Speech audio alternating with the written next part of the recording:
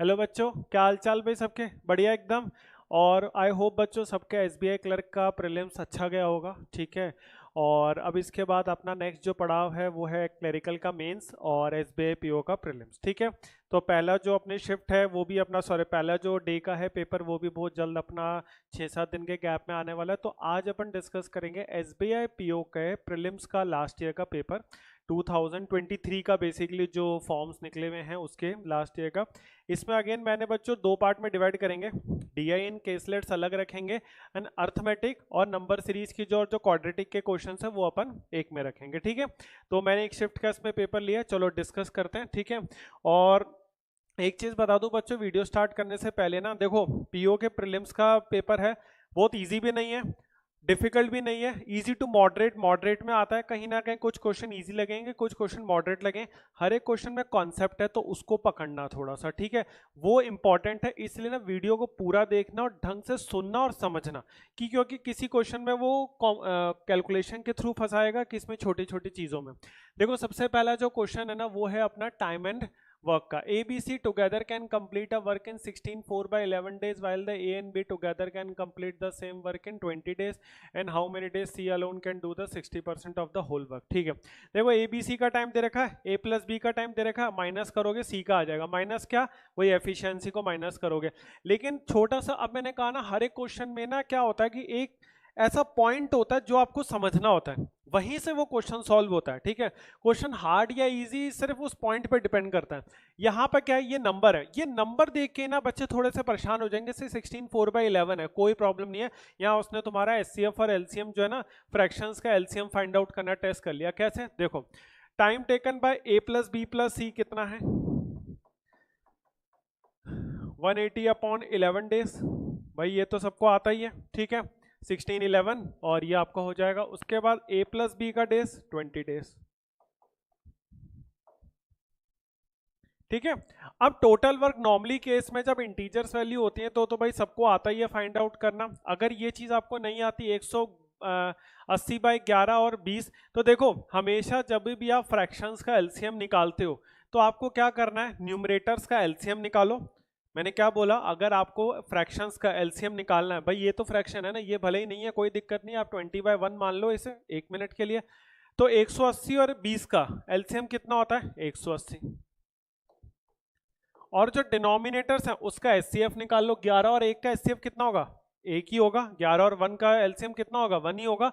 ठीक है। तो नीचे 1 हो जाएगा, तो ये आपका 180 यूनिट्स आ जाएगा। ठीक है। 180 यूनिट आ गया। अब 180 को 180/11 से मल्टीप्लाई करोगे तो ये इनके एक दिन का वर्क कितना आया, 11 आया। कितना आया, एक दिन का वर्क 11 आ गया। उसके बाद ए प्लस बी का कितना आ जाएगा, 180/20 कितना आ जाएगा, 9 आ जाएगा। यानी ये किसका है, ए प्लस बी प्लस सी का। ये किसका है, ए प्लस बी का। ए प्लस बी प्लस सी में से ए प्लस बी माइनस करोगे तो कितना आएगा, सी, जो कि कितना होगा, 2 यूनिट्स आ गया। बस ये इतना सा काम करना था। उसने देखो क्वेश्चन इजी दिया, लेकिन किया क्या उसने, आप लोगों से ना ये फ्रैक्शंस वाली जो चीज है ना, बस इसको थोड़ा सा देके उसने एक आपका एलसीएम जो है वो यहाँ पर टेस्ट कर लिया। ठीक है। तो सी की वैल्यू आ गई 60% ऑफ द सेम वर्क, यानी इसी वर्क का 180 का। तो इसका 60% हो जाएगा 90 और 108। ठीक है। 108 डिवाइडेड बाय 2, यानी वह आंसर आ जाएगा 54 डेज। देखो ठीक है, ये आपका आंसर आ गया। क्लियर, आ गया समझ में। टाइम एंड वर्क अगेन मैंने पढ़ाई रखा है अपने इसी प्लेलिस्ट के अंदर। आप लोगों को टाइम एंड वर्क के 3 लेक्चर्स मिल जाएंगे, उसको देख लेना। पूरा डिटेल में टाइम एंड वर्क आप लोगों को समझ में आ जाएगा। ठीक है, कि किस तरीके से कैसे अपने को करना है। क्लियर, चलो बढ़े नेक्स्ट क्वेश्चन पे। नेक्स्ट है आपका मेंसुरेशन का क्वेश्चन। यहाँ पर दे रखा है the length and breadth of a rectangle is 3:2 respectively. When the length of the rectangle is increased by 25% and the breadth remains the same, then the area of the rectangle increases by 24 meter square. Find the original length of the rectangle. सीधा सा question है। तो देखो पहले जो area हो जाएगा, आप इसको 3x और 2x मानो, तो ये हो जाएगा 6x स्क्वायर। ठीक है। अब उसने क्या किया, जो लेंथ था उसको 25% से बढ़ा दिया, यानी जो 3x था 25% हो गया, यानी 3.75x। ठीक है। अब जो एरिया हो जाएगा आपका वो कितना हो जाएगा, 3.75 इंटू 2, भाई, क्योंकि वो तो ब्रेड तो सेम का सेम रखा, तो ये हो जाएगा 7.5 एक्स स्क्वायर। ये आपका नया एरिया हो जाएगा जब आपकी लेंथ 25% से बढ़ा दी। तो इन दोनों का डिफरेंस कितना है? 1.5 एक्स स्क्वायर, जो कि किसके बराबर है? 24 मीटर स्क्वायर के। ठीक है, तो ये कटेगा 3/2, 8 2 16, तो एक्स स्क्वायर की वैल्यू आ जाएगी 16, तो x की वैल्यू हो जाएगी 4। वैसे तो प्लस माइनस 4 होती है, लेकिन माइनस यहाँ पे हो नहीं सकता लेंथ के केस में, तो x की वैल्यू आ जाएगी 4। तो इसका मतलब हमारा लेंथ पहले कितना था बिफोर इंक्रीज? 3x, 4 3 ज़ा 12, 4 3 ज़ा 12, ये आ गया आपका ई ऑप्शन। क्लियर? आया समझ में? सिंपल सा क्वेश्चन था, बहुत ज्यादा कोई टिपिकल चीज नहीं थी। देखो क्या होता है ना, चीज हमेशा आसान होती है, बस आपको ना वो प्रैक्टिस करते हो ना, जब उस कॉन्सेप्ट को सॉल्व करके याद रखना सीखो। सिर्फ क्वेश्चन को सॉल्व करके भूलने की टेंडेंसी मत अपने अंदर डालो। क्वेश्चन को जब सॉल्व करते हो ना, प्रैक्टिस कर रहे हो, मॉक्स प्रैक्टिस, ये याद रखो तुमने जो पढ़ा है ना वो दिमाग में रहे तुम्हारे, बस वो कॉन्सेप्ट दिमाग में रहे कि भाई मैंने इस टाइप का क्वेश्चन कभी किया है, इस टाइप में करना है तो ये करना है। ऑन द स्पॉट डिसीजन तभी ले पाओगे और तभी वो क्वेश्चन जल्दी सॉल्व होगा, क्योंकि स्पीड इंक्रीज करने का यही एक सबसे सिंपल तरीका है कि आप चीजें जो है ना उसको, जो क्वेश्चन किए हैं ना जिस टाइप के पहले, उसको याद रखना सीखो। ठीक है, चलो अब देखो, ये मुझे बहुत अच्छा क्वेश्चन लगता है। क्यों? क्योंकि इसमें ना पता नहीं चल रहा, लेकिन इस क्वेश्चन में एलिगेशंस का यूज होगा और ये एलिगेशन से क्वेश्चन सिर्फ बहुत आसान बन जाएगा। उसने क्या बोला, यहाँ पर ना दो आर्टिकल्स हैं पी एन क्यू, उन दोनों की ना उसने एवरेज कॉस्ट प्राइस 1350 दे दी। एवरेज इसका मतलब टोटल है 2700। जब उसने आर्टिकल पी को बेचा 10% के प्रॉफिट पे, क्यू को बेचा 20% के प्रॉफिट पे, तो जो टोटल सेलिंग प्राइस था आर्टिकल पी एन क्यू का वो था 3120। आर्टिकल क्यू को जब वो 40% के प्रॉफिट पे बेच रहा है तो उसकी सेलिंग प्राइस बतानी है। तो उसके लिए भाई पहले तो आप लोगों को पी एन क्यू की कॉस्ट प्राइस जो है वो बतानी पड़ेगी। अब देखो, अगर आप विदाउट एलिगेशन से इस क्वेश्चन को सोचते हो, अब देखो मैंने जब ये क्वेश्चन फर्स्ट टाइम एकदम से किया, ठीक है, तो मेरे को देखते समझ में आ गया कि इसमें एलिगेशन लग रहा है। क्यों? क्योंकि cost price profit and loss में एलिगेशन कब लगता है, मेरे को ये चीज समझ में आती है।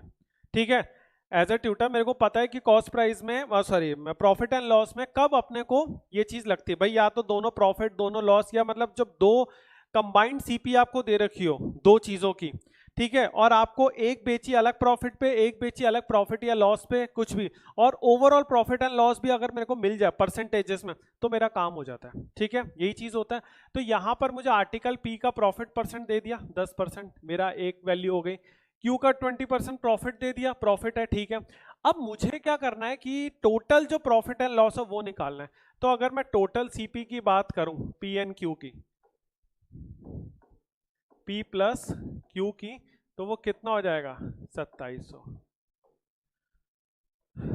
टोटल एसपी की अगर मैं बात करूं, पी प्लस क्यू की, तो वो कितना है? 3120। ठीक है, प्रॉफिट कितना है? 420। तो मैं प्रॉफिट परसेंटेज निकाल लेता हूं।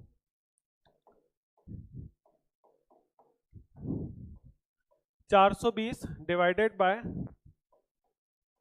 2700 मल्टीप्लाई बाय 100, 0 से 0, और ये आपका कैंसल आउट हुआ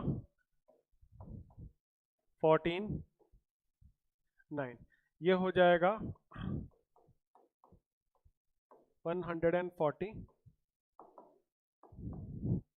अपॉन 9%। ठीक है, 140 अपॉन 9%, ये आपका क्या होगा? Total profit. अब देखो, मैंने कई बार जब आप लोगों को एलिगेशंस बताया, ये एलिगेशंस का यूज कई चैप्टर्स में बताया, मैंने बोला हमेशा अगर ऐसी वैल्यू आए ना, अगर ये डिवाइड नहीं हो रही है तो उसको डिवाइड करना भी मत, क्योंकि नॉन टर्मिनेटिंग नंबर बनेगा। ठीक है, टर्मिनेटिंग नंबर हो तो बात समझ में आती है, नहीं है तो उसको एज इट इज छोड़ दो, वरना आंसर एक्यूरेट नहीं आएगा। तो अब क्या करोगे? अब आप लोग इसके अंदर एक लिखोगे प्रॉफिट परसेंट 10, एक लिखोगे 20, दोनों प्रॉफिट है तो प्लस में आएगा, और ये लिख दोगे 140 अपॉन 9। ठीक है, तो 20 में से 140 अपॉन 9 तो 180, 180 में से 140 तो 40 अपॉन 9, 140 में से ये हो जाएगा, माइनस करोगे तो ये आएगा 50 अपॉन 9। ठीक है, ये कैंसल आउट कर दो, ये कैंसल आउट कर दो, तो ये क्या बचा? 4:5।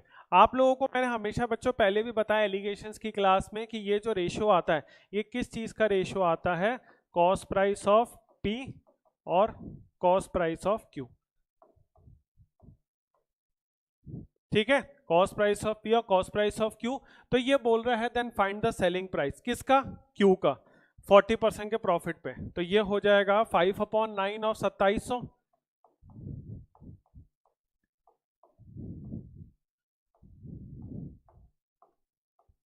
तो ये हो जाएगा 1500 रुपए, यानी आपकी सीपी हो गई थी किसकी, पी की, सॉरी क्यू की।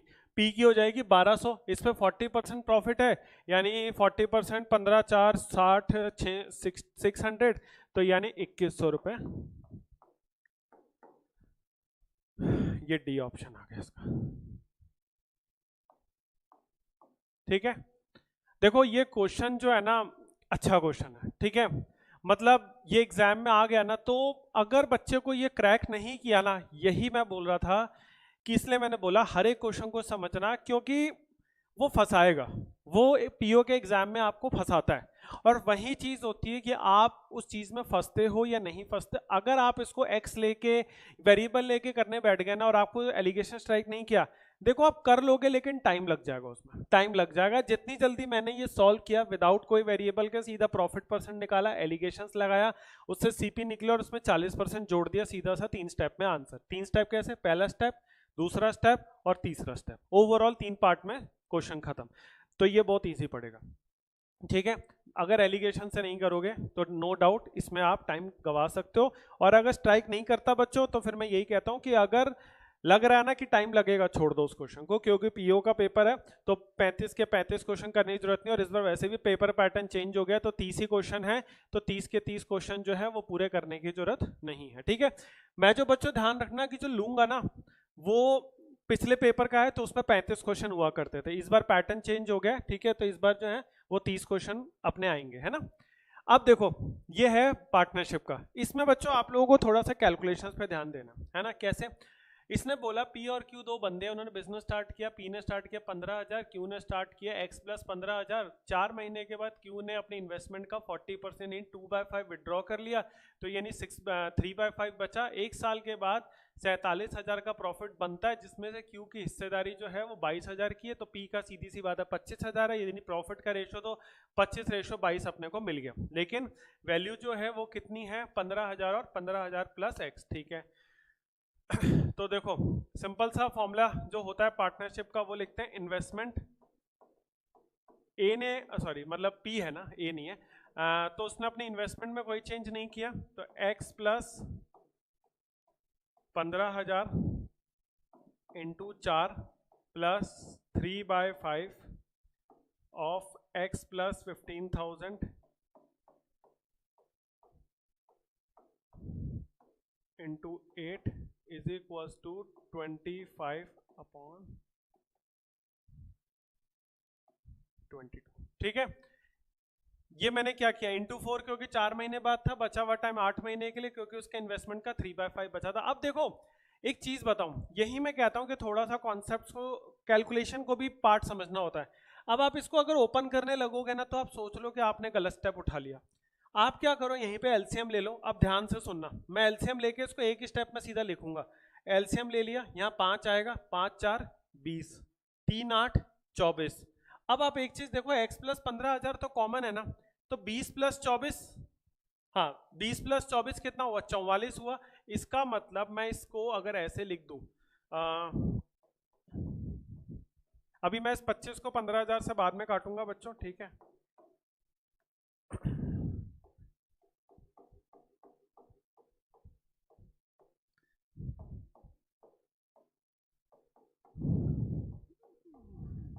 तो भाई ये देखो सीधा 2 बार कटा और ये कटा। अब देखो एक चीज, और नीचे जो 5 भी आया था, ठीक है, ये बात ध्यान रखना। देखो जब मैंने एलसीएम लिया, सब में पूरे में नीचे 5 आएगा तो ऊपर जाएगा, ये 5 ये बचा, ठीक है। और ये गया आपका सीधा सीधा सा 600 टाइम्स, ठीक है। और उसके बाद ये गया आपका 6 टाइम्स, 6 6 36, 36 इंटू 5 180, 180 इंटू 2 0, तो यानी 18,000। तो यानी ये वैल्यू सीधा सीधा आ जाएगी आपकी x plus 15,000 is equal to 18,000। तो x हो जाएगा 3000, ठीक है। 2x पूछा है तो 6000। अब ये गलती मत कर बैठना भाई, ठीक है।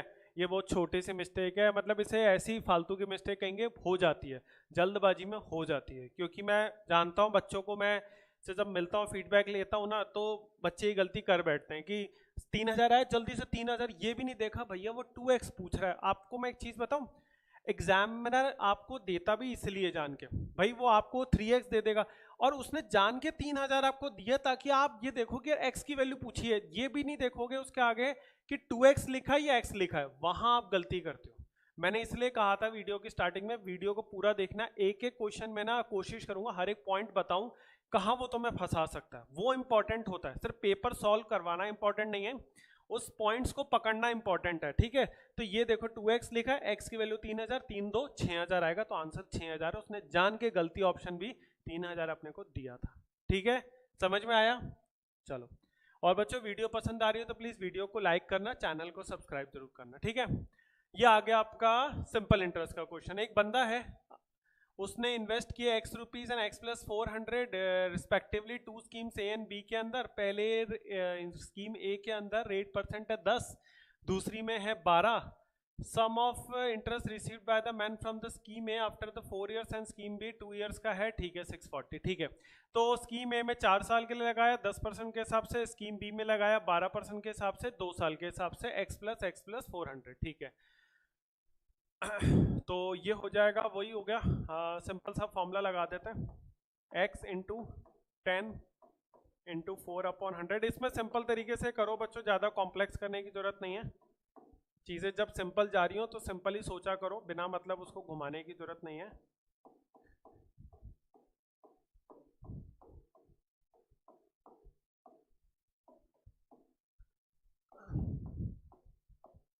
ठीक है 640, 10 4 40, 12 2 24, 24 प्लस 40, ये हो जाएगा 64x।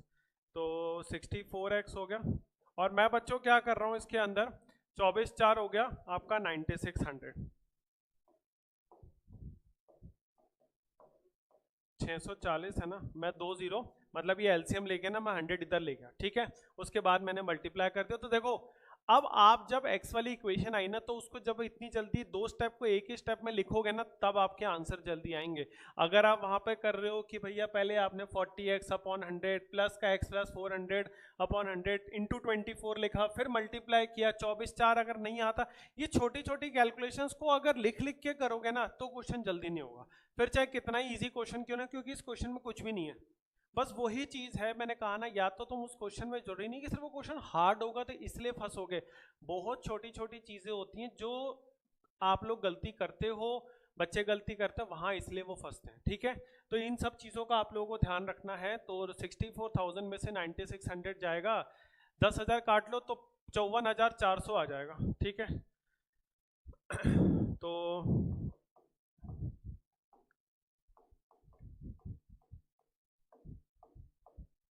ठीक है, 8 से काटते हैं इसको, और ये 8 से कटेगा तो कितना जाएगा भाई, 6 8, 3 बार कटेगा 2 से, ये कट जाएगा आपका 850 हो रहा है, 8 से डायरेक्ट जा रहा है।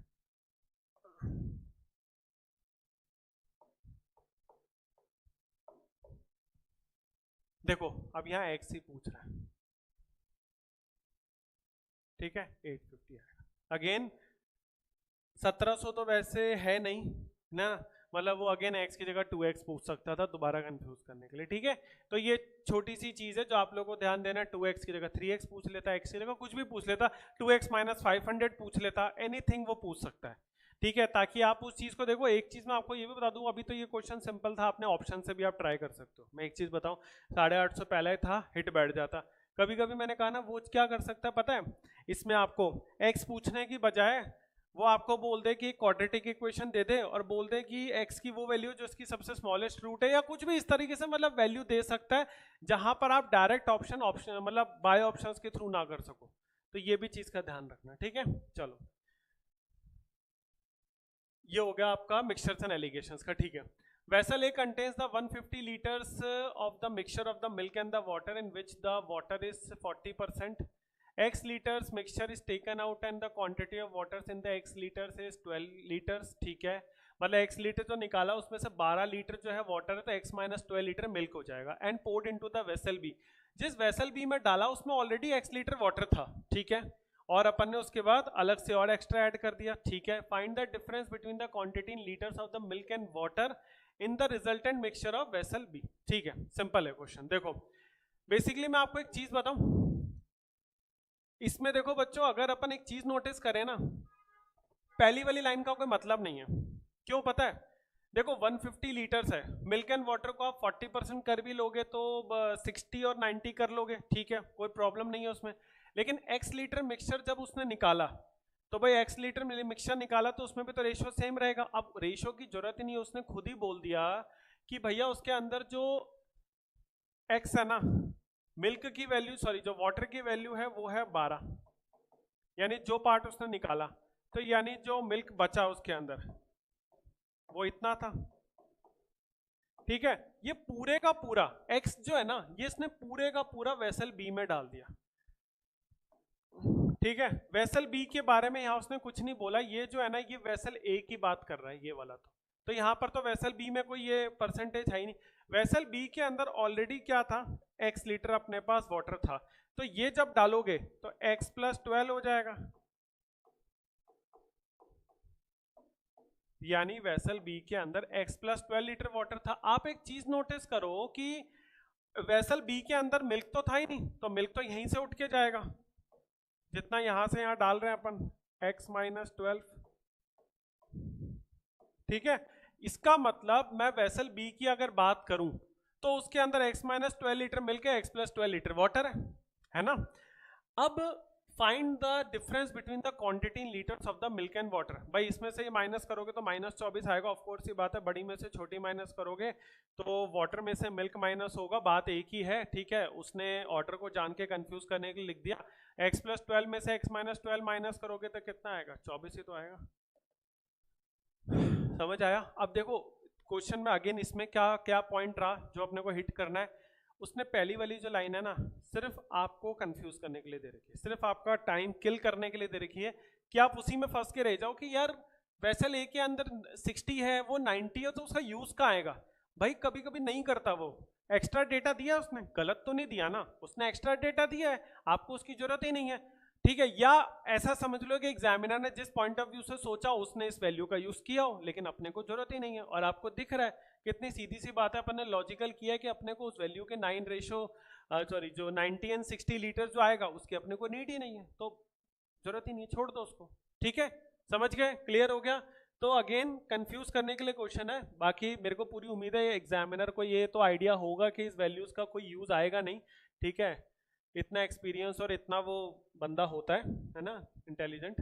चलो, ये आ गया आपका upstream and downstream का क्वेश्चन. ठीक है, the total time taken by a boat to cover the 400 kilometre down stream and 320 kilometer upstream is 40 hours. If the downstream speed of the boat is 4 kilometer per hour more than the upstream speed of the boat, ठीक है, then find the time taken by the boat to cover the 720 kilometer downstream. ठीक है, देखो simple तरीके से जाते हैं बच्चों. इसमें अपन 40 की जो वैल्यू है is equals to 400 upon x plus y plus का 320 अपॉन x माइनस वाई. ठीक है, ये तो एक सिंपल सी इक्वेशन इसके अंदर आपकी बन रही है. अब उसने बोला है कि जो डाउनस्ट्रीम की जो स्पीड है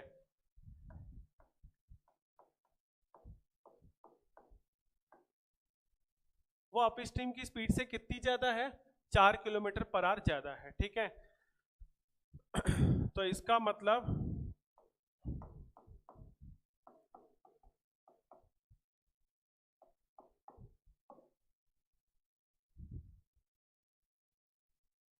ठीक है, सिंपल है ना. अब देखो डाउन स्ट्रीम की स्पीड ज्यादा है अप स्ट्रीम से, लो भैया x से x कट गया, तो ये हो जाएगा आपका 2y is equal to 4, y की वैल्यू आ गई आपकी 2, y की वैल्यू 2 आ गई. तो बस बच्चों सीधी सी बात है, अब आप इसको सीधा सा यहाँ से लो और इसको सॉल्व कर लेते हैं, लेकिन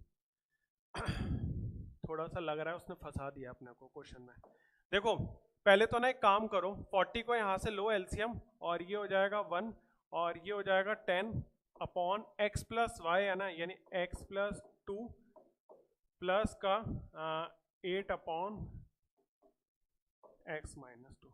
एक्चुअली मैं पता क्यों बोल रहा हूँ फंसा दिया उसने, क्वेश्चन में गलती नहीं है और अपन गलत भी नहीं कर रहे, फंसा उसने इसलिए दिया है कि यहां पर ना उसने क्या किया बच्चों, एक तो रेशियोज का यूज नहीं कर सकते, क्यों? क्योंकि पता डिस्टेंस अलग अलग है और स्पीड भी अलग अलग है, ठीक है। उसके लिए अगर आपको लगाना है टाइम को 40 घंटे को रेशियो में डिवाइड करना होता तो डिस्टेंस सेम होना चाहिए था, एक तो पहली बात। दूसरा उसने ना नीचे की जो वैल्यूज है ना, अब यहाँ क्वाड्रेटिक बनेगी, और क्वाड्रेटिक बनेगी अपन बाय ऑप्शन से x की वैल्यू को उठा के सॉल्व कर सकते थे, बट अब उसने किया क्या, उसने दे दिया then find the time taken by the boat to cover the 720 kilometre down स्ट्रीम। यानी आपको जो वैल्यू चाहिए ना वो चाहिए 720 upon x plus y. x plus y मतलब यानी एक तरह से ये कह सकते हो x प्लस 2। तो अब देखो उसने क्या किया है कि आप एक तो क्वाड्रेटिक बना के सॉल्व करो इसको, भैया ठीक है, सिंपल एंड सेफ मेथड है, लेकिन नो डाउट उसमें टाइम लगेगा, आई एग्री टाइम लगेगा उसमें। तो क्या करो, अब आप एक काम कर सकते हो कि ये वैल्यू ऐसी आ रही है, तो सबसे पहली बात तो इसको ना कंपेयर करो उन सारी वैल्यू से जिससे ये मतलब एक तरीके से मैं बाय ऑप्शंस करूँ तो पहले इसको आप 36 से कंपेयर करोगे, ठीक है। जब आप 36 से कंपेयर करोगे तो ये 20 आएगा, 20 टू एक्स प्लस 2, तो यहाँ एक्स की वैल्यू 18 आ रही है, ठीक है। अगर मैं इससे जाता हूँ बाय ऑप्शन से तो x की वैल्यू 18 आएगी। अब जब x की वैल्यू 18 आएगी तो बच्चों आप लोगों को पता है क्या करना है, इधर पुटअप करके देखना है। 18 प्लस 2 20, 18 माइनस 2 देखो 20 आ रहा है, 10 अपॉन 20 हाफ आ रहा है, 18 माइनस 2 16, 8 अपॉन 16 हाफ आ रहा है, बैठ रहा है। भैया बहुत अच्छी बात है, किस्मत अच्छी है, पहला ही ऑप्शन इसमें सेट बैठ गया। समझ आया? समझ आया मैंने क्या किया? ऑप्शन से भी करने का तरीका आना चाहिए, ठीक है। ऑप्शन से करने का कभी ये मतलब नहीं होता कि आपको चैप्टर ही नहीं आता आप बाईपास कर दोगे, हर चीज को बाईपास नहीं कर सकते, ठीक है। अपने को मैं अप्रोच के अकॉर्डिंग जाना है, वहां दिमाग लगाना है कि किस तरीके से करना है। भाई ये थी, इसको बच्चे लग जाते धड़ाधड़ सॉल्व करने में, अब सर हमें क्वाड्रेटिक आती है, नो डाउट भाई आपको क्वाड्रेटिक आती है, क्वाड्रेटिक को रूट जल्दी फाइंड आउट करके शॉर्टर मेथड से जो मैं अभी बताऊंगा अपन सॉल्व भी करेंगे, सब जल्दी आंसर निकाल सकते हो। लेकिन भाई अगर अपने को ऑप्शन से करना आता है और ऑप्शन से अपने को डायरेक्ट वैल्यू यहाँ पुट अप करके नहीं देखनी, ये टाइम की वैल्यू है, ठीक है। 720 अपॉन एक्स प्लस 2, क्योंकि डाउन स्ट्रीम बोल रहा है और उसने बोट में और रिवर की स्पीड में कोई चेंज नहीं किया दोबारा, ठीक है। तो इसका मतलब x प्लस 2 यानी 2 की वैल्यू वो निकल गई थी, तो ऐसी कोई तो वैल्यू जाएगी। देखो ये बात तो यार पक्की लग रही है बेटा कि ये तो जाने से रही, ठीक है। 44 तो 48 जा सकता है, 24 जा सकता है, क्योंकि 48 24 फिर भी 720 के मल्टीपल्स हैं। मोस्ट प्रोबेबली ऐसे केस में आंसर x की वैल्यू इंटीजर ही आएगी। समझ में आ रहा है मैं क्या चीज समझा रहा हूँ, ठीक है। तो यही मेरा समझाने का पूरा मोटिव था कि इस क्वेश्चन को कैसे करते हैं। अगेन एक अच्छा क्वेश्चन है ना, जैसे मैंने आपको बताया, अगेन आपको इसका वीकर पॉइंट लेना है इस क्वेश्चन का। चलो, the average of the 11 numbers is 71, average of the first 5 numbers is 67, last 4 is 91.5, the ratio of the 6 and 7 is 9:7, find the 6 number. आसान सा क्वेश्चन है, ठीक है। 8 नंबर्स हैं तो 11 नंबर्स हैं तो 71 इंटू 11, ठीक है, तो ये हो जाएगा 781।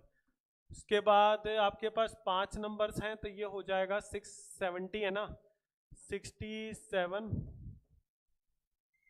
इंटू 5 335। फिर उसके बाद लास्ट के 4 नंबर्स हैं तो ये हो जाएगा 91.5 इंटू 4, तो ये हो जाएगा 91 91 180 183 और 183 366। इन दोनों का सम करो, इसमें से माइनस कर दो तो ये जाएगा 1 और ये जाएगा 0 और ये जाएगा 701। इसमें से माइनस करोगे तो ये आएगा 80। ये 80 क्या आएगा बच्चों? देखो ये 9 नंबर्स का सम हो गया, ये 11 का हो गया, 11 में से 9 माइनस करोगे तो 2 नंबर्स बचेंगे, कौन से? छठा और सातवां। इसने छठे और सातवें को किस रेशो में डिवाइड किया? 9:7 में। 9 + 7 16, 16 5 80, यानी सीधा सीधा सा जा रहा है 5 बार, 9 5 45, ठीक है। इस नंबर्स को आप 9:7 में बच्चों क्या करना? डिवाइड कर लेना। बात खत्म। इजी सा क्वेश्चन था, इसमें कोई ज्यादा कॉम्प्लेक्स चीज नहीं है, बस वो तुम्हारी यहाँ पर उसने क्या किया, छोटे से कैलकुलेशंस को जल्दी जल्दी चेक कर लिया। कैलकुलेशन मैं वैसे तो ये उम्मीद करता हूँ जब आप बैंकिंग की और किसी भी कंपटीशन एग्जाम्स के प्रिपरेशन कर रहे हो, बैंकिंग में या इंश्योरेंस एग्जाम्स की या एसएससी के एग्जाम्स की भी इवन, तो आपकी कैलकुलेशन की क्लास आप हमेशा पहले करते हो, शॉर्टर कैलकुलेशंस के तरीके सीखते हो, कैलकुलेटर का यूज़ बिल्कुल नहीं करते, not even a single time भी, ठीक है, और उन मेथड्स को इम्प्लीमेंट आप करते हो। अगर आप बेसिक मेथड से कैलकुलेशन अभी भी कर रहे हो तो मेरा आपको रिकमेंडेशन यही है बच्चों, चीज़ें इंप्रूव करने की बजाय आप पहले क्या करो, इन चीज़ों को सही करो, ठीक है, अपनी कैलकुलेशंस को सही करो, तब के क्वेश्चंस आप करना। चलिए अब आते हैं अपना एजेस के क्वेश्चन पे। देखो ऑलमोस्ट उसने सारे अर्थमेटिक के चैप्टर्स उठा लिए, मिक्सचर्स उठा लिया, सिंपल इंटरेस्ट उठा लिया, एजेस उठा लिया, मिक्सचर्स एंड एलिगेशंस हो गया, प्रॉफिट एंड लॉस हो गया, ठीक है, एवरेजेस हो गया, ऑलमोस्ट सारे हो गए, पार्टनरशिप भी हो गया, एजेस भी आ गया। The ratio of the present ages to of the A to B is 3:4, ठीक है, X years ago the ratio was the 5:7 and the sum of the ages of the A and B after the X years is 48, find the present age of B, ठीक है। तो यहाँ पर 3:4 है ना, 3y plus x 4y plus का x is equals to 5/7, ठीक है, एक वैल्यू तो ये आ गई। जैसे अपन इसको करते हैं, चलो इसको सॉल्व कर लेते हैं, तो ये हो जाएगा 7 5 4 20y, 5x is equals to 7 3 21y plus का 7x, तो ठीक है, इसको यहीं छोड़ दो, है ना। Sum of the ages of the A and B x years after x years, ठीक है, तो 3y प्लस नहीं आफ्टर x ईयर्स है ना, तो मुझे तो प्रेजेंट में लेकर आना है, नहीं प्रेजेंट तो दे रखा है ना, ठीक है, हाँ x और 4y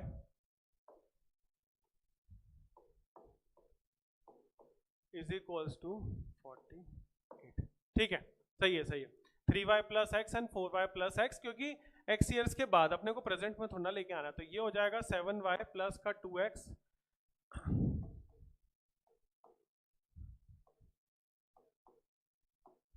इज इक्वल्स टू 48, तो y is equals to 2x हो जाएगा, 2x 7 2 14 14 प्लस 2 16x 16 हाँ 16x,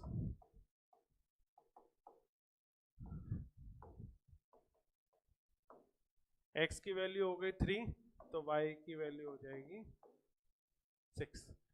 present age of the b, तो b की प्रेजेंट एज 4y, ठीक है, b की प्रेजेंट एज कितना होगा 4y, तो 6 4 24 ईयर्स आपका आंसर हो जाएगा, ठीक है, क्लियर, सिंपल सा क्वेश्चन था। आपको बस इसमें वही एजेस वाले में एक ही फंडा होता है जो याद होना चाहिए, एगो का और आपको हैंस का या आफ्टर वाला, कि भाई हमेशा प्रेजेंट एज में कैसे वो प्लस माइनस आपको करना है, ठीक है, क्लियर। चलो अब आ जाते हैं, देखो अर्थमेटिक के हो गए फिनिश। अब अपने पास जो 5 से 6 क्वेश्चन है वो है बच्चों नंबर सीरीज के, और नंबर सीरीज मिसिंग आपका लास्ट ईयर के पेपर में जो था एक शिफ्ट में आई थी, ठीक है, तो यह है आपका पहले 25 क्वेश्चन मार्क 256 476 745 1050। चलो देखो बच्चों एक चीज इसमें नोटिस करो, जैसे मैंने आपको हमेशा नंबर सीरीज अपने लेक्चर में भी देखना बताया था कि सीरीज इंक्रीज कैसे हो रही है, एक्सपोनेंशियली हो रही है, ठीक है भाई, 1 से 10 10 से 100 100 से 1000 इस तरीके से, या धीरे धीरे इंक्रीज हो रही है। ये बहुत ज्यादा स्पीड से इंक्रीज तो नहीं हो रही। पहले अपन इसका वो लेते हैं डिफरेंस, तो 1050 और इसमें डिफरेंस कितना हो जाएगा, तो ये हो जाएगा आपका 305 का, इसमें डिफरेंस कितना हो जाएगा, और इसमें डिफरेंस कितना हो जाएगा, इसमें हो जाएगा 220 का, ठीक है, इसमें डिफरेंस कितने का हो जाएगा, ये हो जाएगा बच्चों 269 का, हाँ 476 से 745 आपका 269 का डिफरेंस हो जाएगा, ठीक है। अब एक चीज नोटिस करते हैं बच्चों, यहां पर ये डिफरेंस, ये क्वेश्चन मार्क छोड़ दो, इनका डिफरेंस लो, कितना है ये 49, इसका डिफरेंस लो, ये कितना है 36, ठीक है, यहीं से आपको चीज समझ में आएगी कि क्या करना है। देखो ये हो गया 36, ये हो गया 49। ठीक है, मैं एक बार ना सीरीज यहाँ पर दोबारा लिख रहा हूं।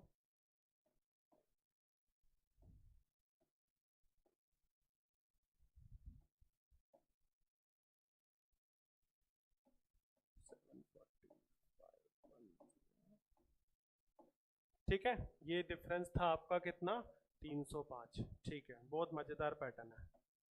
ये था आपका कितने का, 476 और इसका 269 का। ठीक है, इन दोनों का कितने का था, 220 का। ये कितने का डिफरेंस है, 49 का। ये कितने का डिफरेंस है, 36 का। 36 किसका है, 6 का स्क्वायर। 49 किसका है, 7 का स्क्वायर। इसका मतलब अगला क्या हो सकता है, 8 का स्क्वायर। ठीक है, तो 8 का स्क्वायर मतलब यानी 64। तो 220 में 64 ऐड करोगे तो ये कितना आएगा आपका, यहाँ पर ये आ जाएगा आपका 284, नहीं 84 नहीं, ये आपका कम होता जा रहा है ना, तो इसमें से 64 माइनस करोगे तो ये कितना हो जाएगा, ये हो जाएगा आपका 156। 156 ही होगा बच्चों, है ना, हाँ 156 हो जाएगा। ठीक है, तो ये आपका अब हो जाएगा 156। अब देखो ये जो 156 आया ये आपका डिफरेंस है, ये इन दोनों नंबर्स का डिफरेंस है। ठीक है, ये 156 आंसर नहीं है, क्योंकि देखो 220 आया था। डिफरेंस बेसिकली पता है क्या हो रहा है, जो डिफरेंस के डिफरेंस है ना वो स्क्वायर्स बन रहे हैं। ठीक है, तो 256 में से 156 जाएगा तो कितना बचेगा, 100। ठीक है, ये चीज है यार। एक बात बताऊं, नंबर सीरीज मिसिंग सीरियसली ना मुश्किल चैप्टर नहीं है। ये पता नहीं बच्चों को क्यों लगता है, तो मेरा चैप्टर उठा के देख लेना, मैंने डाल रखा है 20 क्वेश्चंस का, मैंने इसी प्लेलिस्ट के अंदर है, मैं लिंक दे दूंगा डिस्क्रिप्शन में नंबर सीरीज वाले का। एक बार ना उस लेक्चर को देखना, ठीक है, समझ में आ जाएगा कि नंबर सीरीज क्यों डिफिकल्ट नहीं है यार। हाइप है, बहुत बड़ा सीरियसली चैप्टर हाइप है। मैंने कितने सारे पैटर्न्स उठाए हैं अब प्रीवियस पेपर्स के, मुश्किल से ना उसमें घुमा देते हैं, ये लग रहा है वो लग रहा है, बट इतना होता ही नहीं है। मतलब माइनर सा डिफरेंस होता है, माइनर सा डिफरेंस को आप अलग क्वेश्चन कह दो तो एक बात अलग है, लेकिन ओवरऑल देखा जाना तो 7-8 टाइप की चीजें होती है, बस वहीं के नियर बाय सेंटर में चीजें घूमती रहती हैं बस। ठीक है, अभी देखना 6 क्वेश्चन 5 क्वेश्चन और करते हैं, सब में समझ में आ जाएगा। ठीक है, देखो ये नंबर देख के डराएगा, इसको 2 मिनट के लिए भूल जाओ। ठीक है, इसको बाद में देखेंगे। अब यहां पर ना देखो 148 से 221 मतलब कुछ 1.5 गुना के आसपास हो रही है, इसका ऑलमोस्ट डबल जा रहा है, ये डबल से भी आगे जा रहा है, तो इसका मतलब ये पता चल रहा है कि मल्टीप्लाई लग रहा है, इसमें डिफरेंस नहीं लगेगा। ठीक है, पहले अपन लिख लेते हैं एक बार इसको, इजी रहता है। 300 क्वेश्चन मार्क 148 221 441, ठीक है 1101। ठीक है, तो इसको अगर आप देखो ना तो ये तो पता चल रहा है कि ये 442 है, ये इंटू 2 माइनस का 1 है, ये तो पता चल रहा है। ठीक है, इसको अगर मैं इंटू 1.5 कर दूं, ये इंटू 1.5 कितना होता है बच्चों, ये हो जाएगा आपका 74, यानी 222 में से एक कम है, इसका मतलब -1। हाँ समझ में आ गया, देखो समझ आया, इंटू 2 -1 इंटू 1.5 -1, 110% है, मैं इसको कर नहीं रहा, ये 2.5 इंटू -1 होगी, लिख लो यही होगा, क्योंकि तभी ये पॉइंट्स में आ सकता है, क्योंकि जब 2.5 गुना मल्टीप्लाई हो रहा है, क्योंकि 1 का हाफ 0.5 होता है, लास्ट में उसमें 0.5 आ रहा है, तो इसका मतलब ये कितना होना चाहिए, इंटू 1 -1, हिसाब से ये होना चाहिए इंटू 0.5 माइनस का 1। तो अगर ये सही बैठा तो आगे के नंबर अपने आप सही हो जाएंगे, तो इसका 0.5 मतलब 150 में से एक कम 149 आना चाहिए था आंसर में, ऑप्शंस में तो है डी ऑप्शन। अब 149 इंटू 1 149 माइनस का 1 148, ये आ रहा है भाई, इसका मतलब अपना आंसर जो है वो बिल्कुल सही है, परफेक्टली फाइन, कुछ में गलती नहीं है आंसर में। समझ आया, अच्छा पैटर्न था, बढ़िया था। अगेन ये इनटू करके सीरीज में आना, वो सीरीज नंबर या तो 1 से बढ़ रहा होगा, डबल हो रहा होगा, 0.5 से बढ़ रहा होगा, 1 2 3 4 हो रहा होगा, इसमें किसी में -1 किसी में +1 किसी में -1 -2 -3, किसी में +1 +2, ये सारे को मैं एक ही पैटर्न मानता हूँ, ठीक है। आप ऐसे तो n नंबर ऑफ क्वेश्चंस बना लो, उसकी तो कोई लिमिट ही नहीं है, लेकिन ये सारे पैटर्न जो है ना, ये एक ही क्वेश्चंस के ऊपर बेस्ड होते हैं, तो आप उस पैटर्न को समझो। मैंने कहा था ना कि उस पैटर्न को समझो, ठीक है। चलो नेक्स्ट वाला करते हैं। 15, 34, 57, 86, 154, ठीक है भाई। 15, 34, 57, 86 क्वेश्चन मार्क 154। ये धीरे धीरे बढ़ रही है, इसका डिफरेंस देखते हैं। 19, 23, 29, इसका नहीं पता, इसका नहीं पता। ये 19, 23 और 29 देख के कुछ समझ आ रहा है? प्राइम नंबर, ये सीधा सीधा सा प्राइम नंबर से ये प्राइम नंबर्स की सीरीज चला रहा है डिफरेंस में। तो अगला प्राइम नंबर कौन सा होता है? 31। उसका अगला कौन सा होगा? 37, ठीक है। अगर 31 से बैठा तो इसका मतलब 31 से बैठेगा तो ये जाएगा 117, और 117 और इसमें डिफरेंस आता है 37 का, बिल्कुल सही बैठ रहा है, ये भी आ रहा है, तो इसका मतलब इसका आंसर होगा 117, ठीक है। आसान।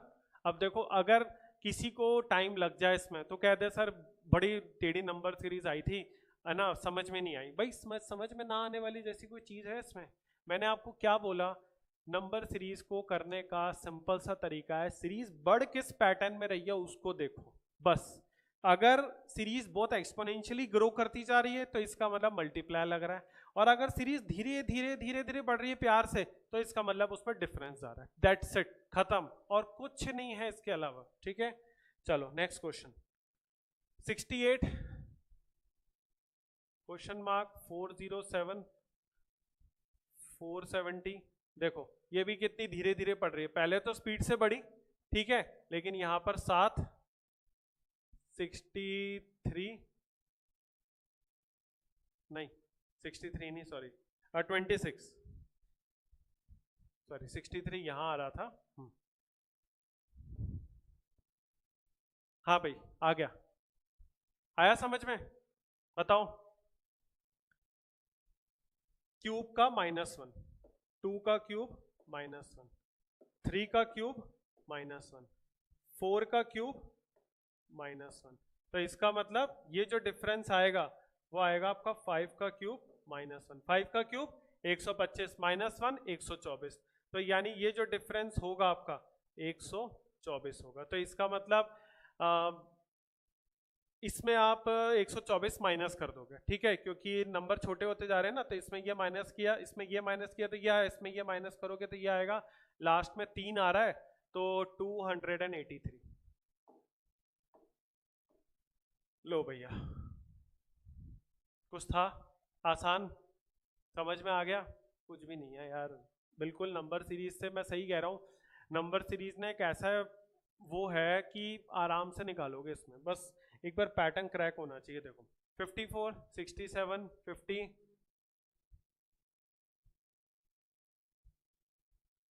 63, 46 क्वेश्चन मार्क, ठीक है। तो देखो अगेन इसमें भी यार डिफरेंस का ही लग रहा है कुछ, प्लस का 13, माइनस का 17, प्लस का 13, अरे भाई ये क्या सीरीज दे दी इसने, ये तो खुद ही बता दिया, +13 -17 +13 -17 +13 -17, तो ये नहीं प्लस का 13, तो प्लस का 13 मतलब 59, 59, ठीक है। आ गया बच्चों, समझ में आया? ठीक है, क्लियर। चलो नंबर सीरीज के लास्ट क्वेश्चन पे आते हैं, इसके कहाँ तक? 10 से 15 तक के है ना डायरेक्शंस में, ठीक है। चलो ये भी यार मल्टीप्लाई तो जा रहा है ये जहाँ तक है,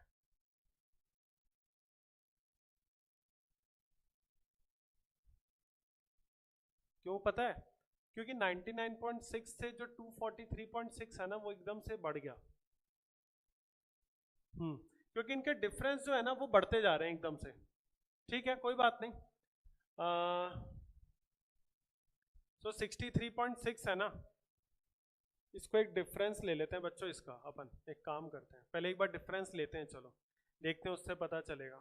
तो ये हो जाएगा 0.2 और 63 7.2, ठीक है, चलो ये डिफरेंस लेते हैं, ये कितना आएगा 70 और 29 99, तो ये हो जाएगा आपका 29, ठीक है 28.8।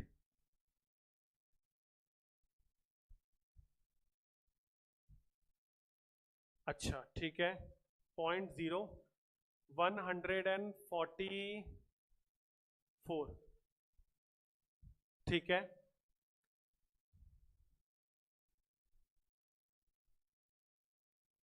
हाँ देखो बच्चों, ये जो है ना 7.2, ये क्या लग रहा है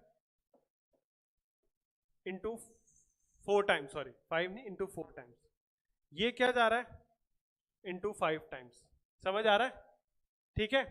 देखो 28.8, 28 इंटू 5 140, 0.8 इंटू 5 4, ठीक है। हाँ तो ये आ गया, इसका मतलब जो इससे पहले वाला नंबर था वो इंटू 3 करके ये वैल्यू आई, तो इसका मतलब वो 2.4 था, तो इसका मतलब जो डिफरेंस होगा वो आपका 2.4 माइनस होगा, तो ये हो जाएगा 61.2। यार ये अच्छा था पैटर्न, ठीक है, ये अच्छा पैटर्न था, ये आपको दिमाग लगाना पड़ेगा, है ना। ये 7 पॉइंट, देखो आपको मैं एक चीज बताऊं ना, मैंने कहा ना हमेशा, मैं नंबर सीरीज मैंने बहुत क्वेश्चंस किए हैं और मैं हमेशा मेरा यही रहा है कि डिफरेंस ले लो या मल्टीप्लाई करके देख लो, इसी में से कोई ना कोई समझ में आ जाता है। 99.99% क्वेश्चन सॉल्व होते हैं, 0.01% एक केस है, एक्सेप्शनल केस, कभी कभी वो रह जाए तो रह जाए, नहीं तो ऑलमोस्ट होता है। और इसमें से देखो 1.2, आप ये चीज नोटिस करोगे, इंटू मतलब इंटू 1.2 नहीं, मतलब 1.2 का डिफरेंस आ रहा है, तो 1.2 का जो डिफरेंस है आपका वो क्या बना, वो आपका बना इंटू 2 टाइम्स, मतलब बेसिकली ये जो था ना, पहले वाले का डिफरेंस को 2 से मल्टीप्लाई किया तो नेक्स्ट आ गया, उस वाले डिफरेंस को 3 से किया तो नेक्स्ट आ गया, उस वाले को 4 से किया तो नेक्स्ट आ गया, उस वाले डिफरेंस को 5 से किया तो नेक्स्ट आ गया, ठीक है। ये पैटर्न लग रहा है इसके अंदर, क्लियर है बच्चों, आ गया नंबर सीरीज भी समझ में। भाई मुश्किल अभी तक मुझे कुछ भी नहीं लगा इस प्रीलिम्स के पेपर में, और ऐसा ही पेपर हर साल होता है और इस साल भी आने वाले शिफ्ट्स में यही पेपर होगा, इसी तरीके से होगा, कोई बहुत ज्यादा डिफरेंस नहीं होगा, भले 2 4 5 क्वेश्चन कम कर दिए बल्कि अच्छा ही है। 35 क्वेश्चन बहुत ही रेयर ही कोई बच्चा कर पाता था 20 मिनट में, क्योंकि पीओ का पेपर है, तो आई एग्री कि 35 क्वेश्चन में 20 मिनट में 35 क्वेश्चन कर पाना आसान नहीं होता, ठीक है। तो डेफिनेटली जो है वो वैसे भी छूटते, तो कम हो गया तो बल्कि अच्छा है। चलो अब है लास्ट के 5 क्वेश्चन बच्चों अपने नंबर सीरीज के, और इजी इजी सी, और सॉरी नंबर सीरीज कह रहा हूँ, क्वाड्रेटिक इक्वेशंस के, ठीक है, नंबर सीरीज अपन कर चुके हैं, इजी इजी से हैं बच्चों, पैटर्न पता लगाते जाते हैं। देखो यहाँ कुछ है नहीं, क्वाड्रेटिक इक्वेशन के अगेन मैं आप लोगों को वीडियो का डिस्क्रिप्शन में लिंक दे दूंगा, अगर वो कैसे सॉल्व करते हैं नहीं आता तो एक बार समझ लेना बच्चों उसको, ठीक है। X square minus 32x plus का 112, तो 112 कितना हो जाएगा, 112 हो जाएगा बच्चों आपका 28 और 4, ठीक है। तो माइनस का 28 माइनस का 4 प्लस का, तो यानी x की वैल्यू आ जाएगी आपके 28 और 4 आ जाएगी, y की वैल्यू कितनी आएगी 4 और 3 आ रही है, ठीक है, 4 3 12 और ये आ जाएगा तो 4 और 3 आ जाएगा। तो 28 is greater than this, 28 is greater than this, 4 is this and 4 is this, तो x is greater than equals to y। Greater क्यों, क्योंकि ये इस केस में ये इसका पहला आंसर आपका आ जाएगा, बात खत्म, ठीक है। दिक्कत थोड़ी सी तब हो जाती है जब एक्स स्क्वायर के साथ भी कोई ना कोई कोफिशिएंट में होता है या पीछे का नंबर जो है ना ये बड़ा हो। भाई देखो सीधी से एक बात बताऊं, इसमें आपको टेबल्स लर्न करने पड़ेंगे। अब आपको लगेगा मैंने जल्दी से सॉल्व कर दिया, आप भी कर लोगे, बस एक कंडीशन होनी चाहिए कि आपको 28 इंटू 4 पता होना चाहिए कि 28 इंटू 4 तो भाई क्या होता है 112 होता है। ये टेबल्स लर्न होने चाहिए, ये मैंने हमेशा एम्फेसिस किया है कि always learn the tables till 30, at least 30 तक टेबल्स लर्न करो, ठीक है। चलो नेक्स्ट क्वेश्चन पे आते हैं। देखो भाई देख के पता चल रहा है 7 और 5, माइनस का 7 माइनस का 5, ये x की वैल्यूज हो गई, और y की वैल्यूज हो जाएंगी आपकी 4 और 3, नहीं सॉरी 5 और 2, तो माइनस का 5 और माइनस का 2। देखो माइनस का 7 लेस है इससे, माइनस का 7 आपका इससे भी लेस है, माइनस का 5 इक्वल है, माइनस का 5 जो है वो आपका क्या है छोटा है, तो इसका मतलब x। एक चीज आपको बताऊं, अगर आपको माइनस का साइन कंफ्यूज करे ना कि भाई माइनस का 7 माइनस का 5 से, एग्जाम से जब मैं बच्चों से पूछता हूं ना कंफ्यूज हो जाते हैं क्योंकि माइनस चेंज होते, तो आप 7 और 5 को कंपेयर कर लो, आपको पता है 7 बड़ा है 5 से, माइनस होते ही आपका 7 माइनस 7 छोटा माइनस 5 से, तो इसका मतलब x लेस देन y। फिर 7 बड़ा है 2 से, पक्का, तो यानी माइनस का साथ -2 से छोटा है। 5 ये तो बराबर ही हो गया, ठीक है, और माइनस का 5 -2 से, 5 बड़ा है 2 से, लेकिन रिवर्स होते ही x आपका छोटा हो गया। तो इसका मतलब 3 केसेस के अंदर x लेस देन y है, मतलब कहीं पे भी x ग्रेटर देन y नहीं आ रहा, तो x less than equals to y हो जाएगा बी ऑप्शन। ठीक है, क्लियर। चलो नेक्स्ट क्वेश्चन की तरफ बढ़ते हैं। ये वाला भी बच्चों आप लोग कर लोगे। देखो 18th क्वेश्चन और 19th क्वेश्चन मैं छोड़ देता हूँ, ठीक है, ये आप लोग कर लेना, क्योंकि इसमें कुछ है नहीं, ये आप लोगों का as a part of your homework हो गया ये वाला, और ये 19th भी है। एक बार ये वाला देख लेते हैं, ठीक है, क्योंकि इसमें ये वाई स्क्वायर के साथ जो है ना ये कॉफिशेंट आ रहा है, तो एक बार ये देख लो। देखो 84 हो गया 28 इंटू 3, तो माइनस का 28 माइनस का 3, ठीक है। अब अगेन मुझे एक टेबल याद है, तो मैंने 28 इंटू 4 28 इंटू 3 जल्दी से बता दिए देखकर, ठीक है।